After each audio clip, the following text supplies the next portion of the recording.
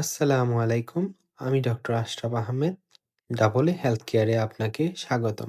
আজকে যে বিষয়টি নিয়ে কথা বলবো সেটি হচ্ছে স্ট্রোক। স্ট্রোক হয়েছে বুঝবেন কিভাবে এবং হলে করণীয় কি? আপনি কি জানেন প্রতি ৬ জনের মধ্যে ১ জন জীবদ্দশায় স্ট্রোকে আক্রান্ত হন? স্ট্রোক একটি হঠাৎ ঘটে যাওয়া ঘটনা যা জীবনের গতিপথ বদলে দিতে পারে। স্ট্রোক তখনই হয় যখন মস্তিষ্কে রক্ত চলাচল হঠাৎ বন্ধ হয়ে যায় অথবা মস্তিষ্কের ভেতরে রক্তক্ষরণ হয়। স্ট্রোক মূলত ২ ধরনের। ১ নাম্বার ইসকেমিক স্ট্রোক, যাতে রক্তনালী বন্ধ হয়ে যায়। ২ নাম্বার হেমোরেজিক স্ট্রোক, এতে রক্তনালী ফেটে যায়। ভালো খবর হলো স্ট্রোক প্রতিরোধ করা যায় যদি আপনি সতর্ক থাকেন। স্ট্রোক হলে মুখ বেঁকে যায়, হাত পা দুর্বল হয়ে যায় অথবা কথা জড়িয়ে যায় বা অস্পষ্ট হয়ে যায়। যাতে সাধারণ জনগণ সচেতন হতে পারে এজন্য আমরা ফার্স্ট শব্দটা ব্যবহার করি।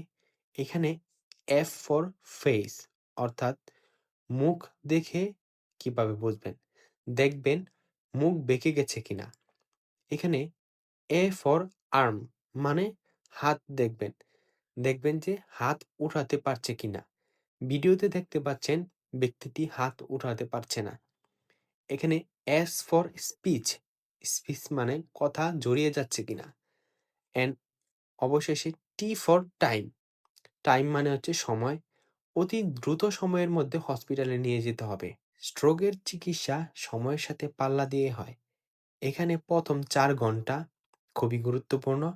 সঠিক চিকিৎসা এই ৪ ঘন্টার মধ্যে দেওয়া খুবই জরুরি। যদি কেউ প্রথম ৪ ঘন্টার মধ্যে হসপিটালে নিয়ে যেতে পারে তাহলে স্ট্রোক খুব সুন্দরভাবে প্রতিরোধ করা সম্ভব।